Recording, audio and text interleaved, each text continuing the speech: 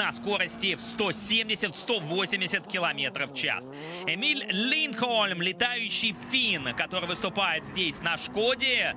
И мы видим, его развернуло после трамплинной секции. Но, несмотря на это, финн удерживает пятую позицию в абсолюте. Ирландская команда в составе Кэллума Девайна и его штурмана Бриана Хоя, которые выступают по лицензии Раллийной академии Ирландии.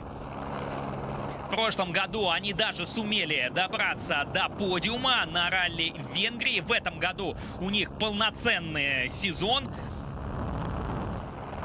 Но он разбивает свой автомобиль Hyundai. Похожая авария, которая случилась с Николаем Грязиным накануне.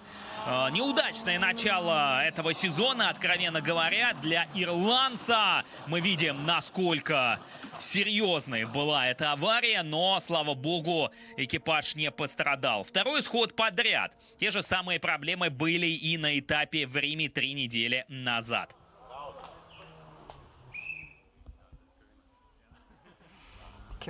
Мы вошли в быструю секцию и, к сожалению, ошиблись со скоростью.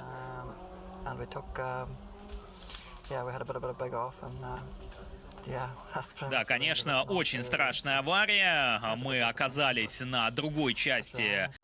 Они впервые опробовали новый Peugeot 208 на латвийском этапе. Ну а что касается Аморе Моле, бельгиец, который разбивает свой автомобиль примерно в том же самом месте, где разбил свой автомобиль Кэллум Девайн. Полностью разбит Peugeot 208. The line is good, the pace is good, his reading of traffic is good. Laurent is going to have to be clever here if he wants to find a way through. Oh! That's a heavy impact. The car's rolled and back onto its wheels. That is going to be a safety car straight away. And it looks like the driver's okay sitting in, his head's moving around. Yeah, shaking his head, and the safety car will meet the race leader. It is already sitting at La Source. The race leader will be told to slow right down. Yellow flags now. Can we get away without a safety car? Can we do it? No. Unfortunately, just a smidge too late to catch the race leader. The race leader will be told to slow right down. And that was a very high, that is, you know, one of the fastest points on the track. And there is Thomas Laurent. The best news. Yep. Well, we could see him shaking his head. Immediately the car came to a halt. And as you said, Alan, from the onboard, it very nearly went right over. Here you see that the third car was a Collis, and Van Aert's just moved across to the line. Thomas Laurent got onto the bumps and the grass on the inside. And the car bounced into the barrier, onto its side, and then back onto its wheels again. Big impact. Yeah, just watch on board. Gets a run, Johnny Mollum in the red Ferrari there. Van Aert goes to one side, Laurent goes to the other, so he'll be out of sight of Van Aert at this moment in time. And just comes across. This is it. In fact, they touched. They did actually touch. It was the right front of Laurent, to the left rear of Van Aert. Whoa. That is a huge accident. Well, again, as you say, with the Red River Ferrari between them, Fritz Van Aert, with very limited side vision, would not have been able to place where Thomas Laurent's car was and had to make the corner. You can't just stay out on the right there, or you're just going to go straight off at Blanchimont. My guess is, with that impact, the safety light will have come on, the medical light will have come on. And that was Tim Probert for Murillo Racing, just about to get lapped by Corey Lewis. Doesn't really need to. Corey at the moment, he might just slide down into turn number 3. Oh, and that is the number 4 AMG. What a day they've had. Billy Johnson with the front end missing from that car. He's been pushing so hard.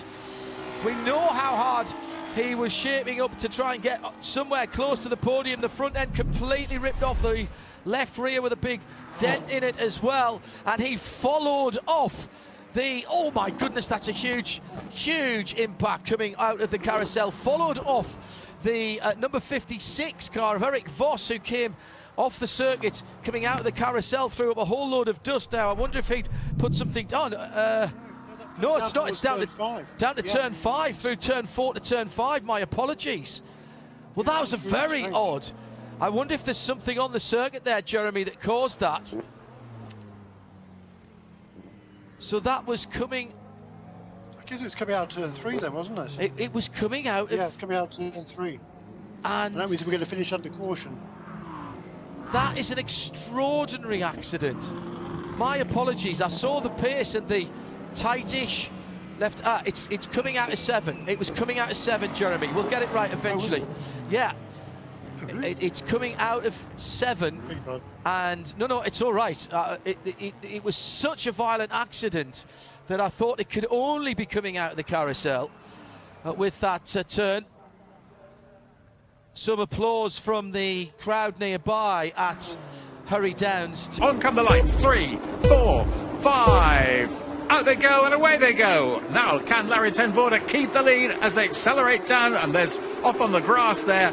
There's another of his teammates, but alongside him is Jackson Evans. Dylan Pereira trying to come down the inside as well. Oh, huge traffic jam at turn 1. Jackson Evans trying to go around the outside, and he's made it. Jackson Evans into the lead. Florian Latour trying to get past Larry Ten Voorde as well. Dylan Pereira's there as well, and immediately we got the safety car out. I think we had an accident off the grid. So immediately we have a safety car. We must have had an accident on the grid. Jean-Baptiste Simonauer there did not get away and was punted off into the barrier. And the French driver looks as though he's okay. He's out of the car, but obviously very disconsolate to end his race so quickly. So racing for the Lechner Racing Middle East. This is what happened. And there he is. He stopped on the grid, and obviously other drivers unsighted. Just a glancing blow there from who was it who actually? Oh, so that was one hit early on, and then there was another hit later on as well. So really, really unfortunate. And in fact, Simonauer, Van Koyk, Fassbender was involved as well. I think it was Fassbender who actually hit him. Fassbender probably saw an opening.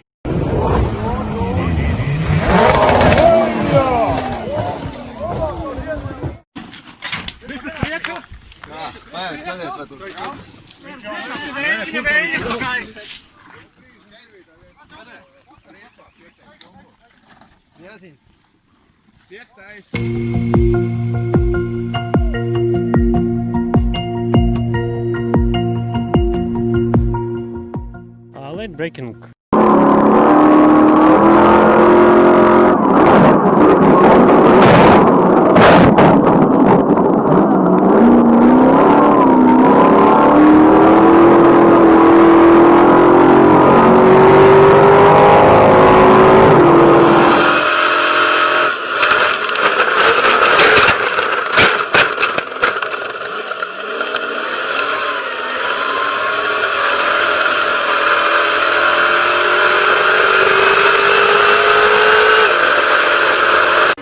Prowess. Contact, we're going to have a yellow right here. 66 hit the wall. Oh, no. Oh, boy, Alonso. Into pit lane, too. Luckily, just short of the first pit box, which would be Dragon speed.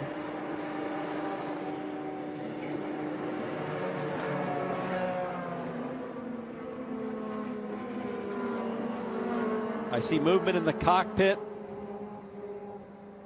First impact of the event on day number 2, Fernando Alonso.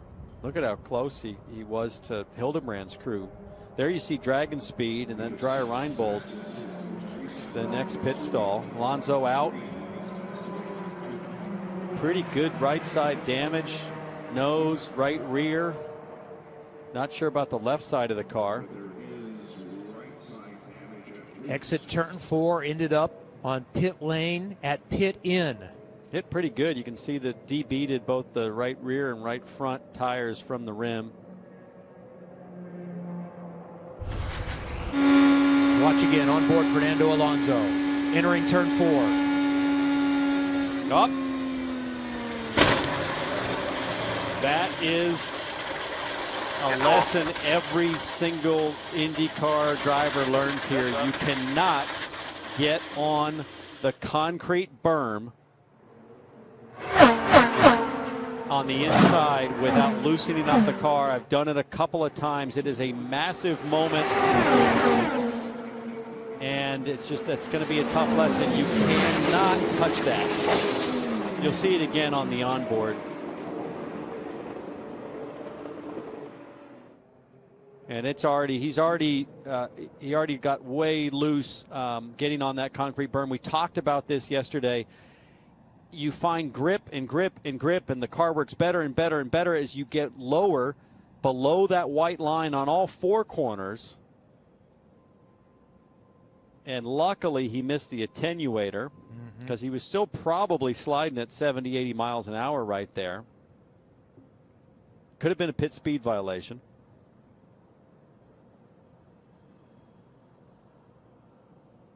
Two, three, four. And we are racing.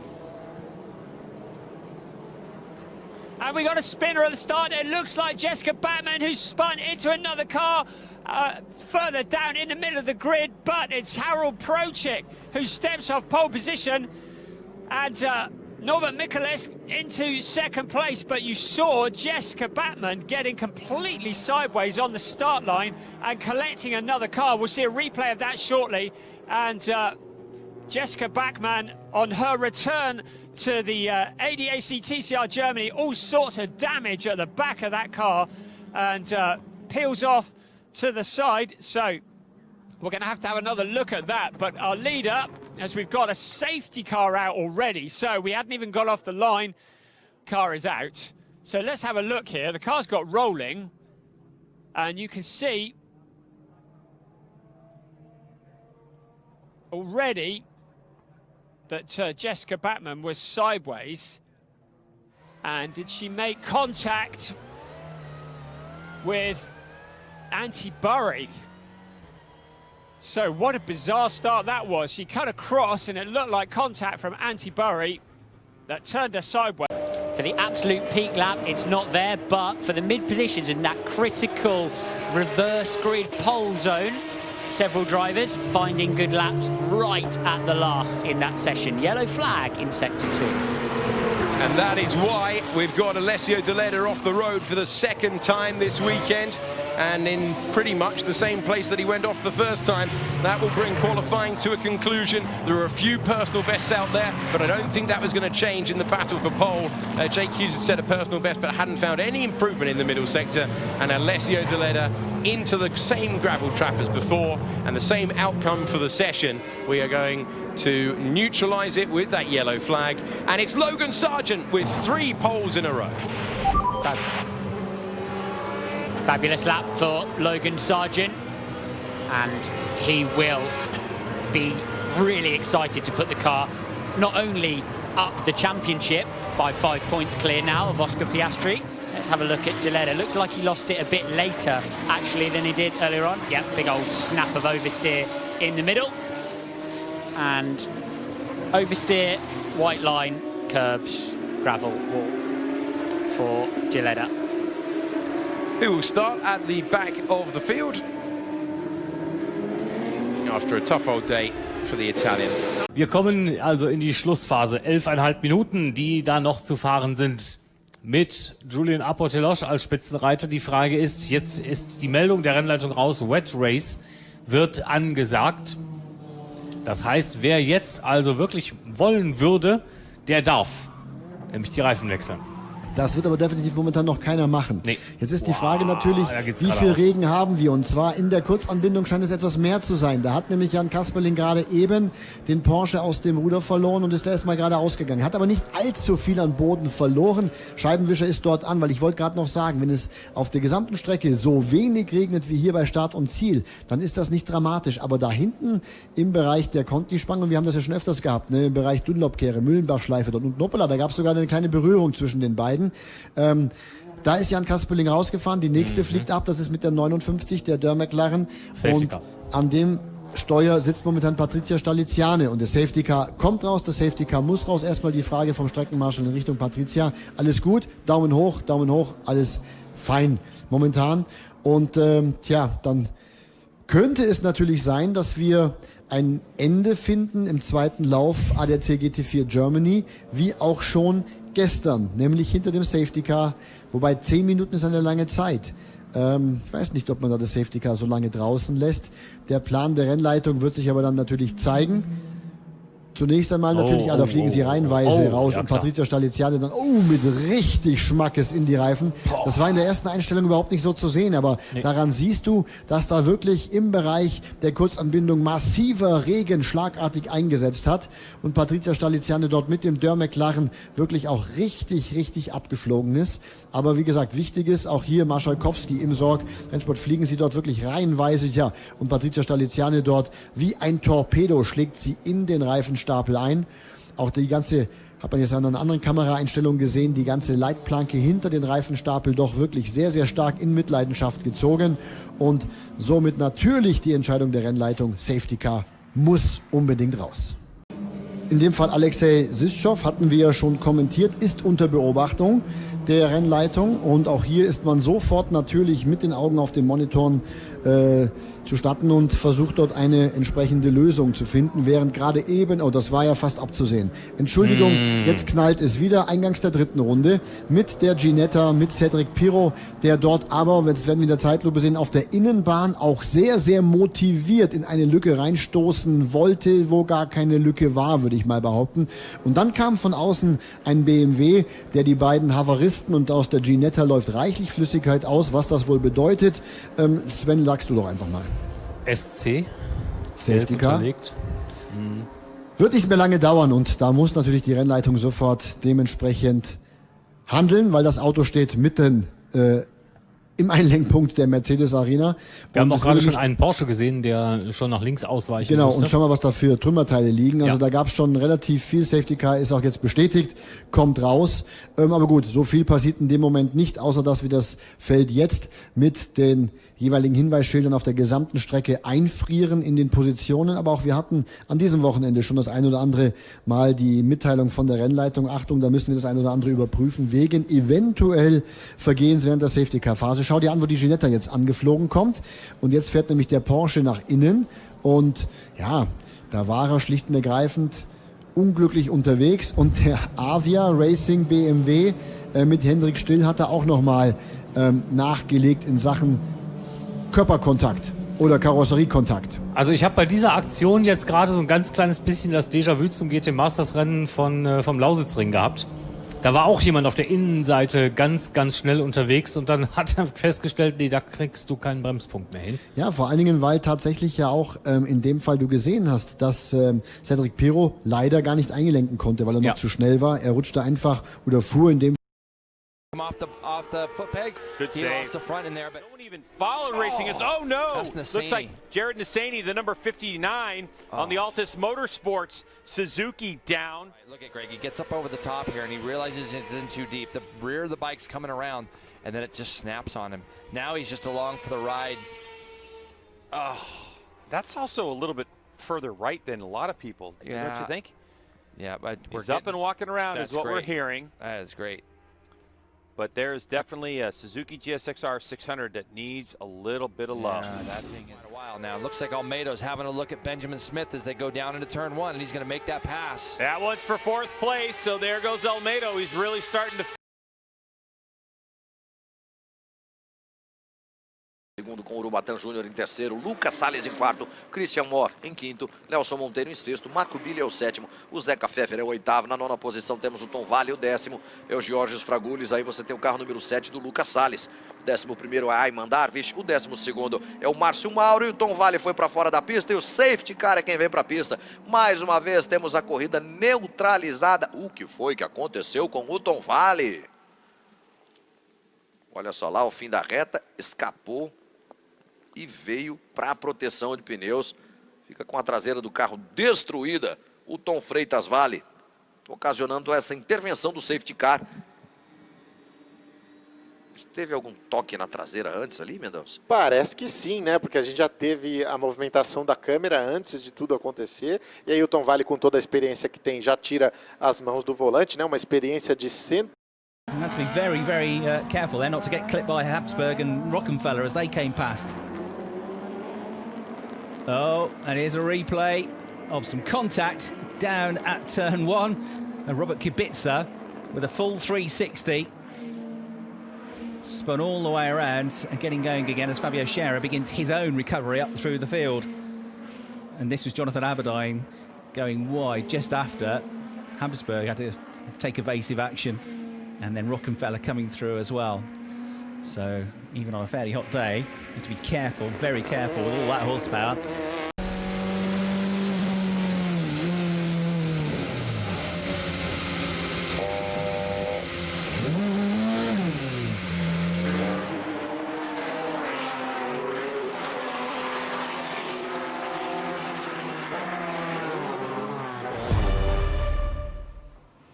Champion der letzten beiden Jahre auf Platz 3. Der erste Start der 600er 2020.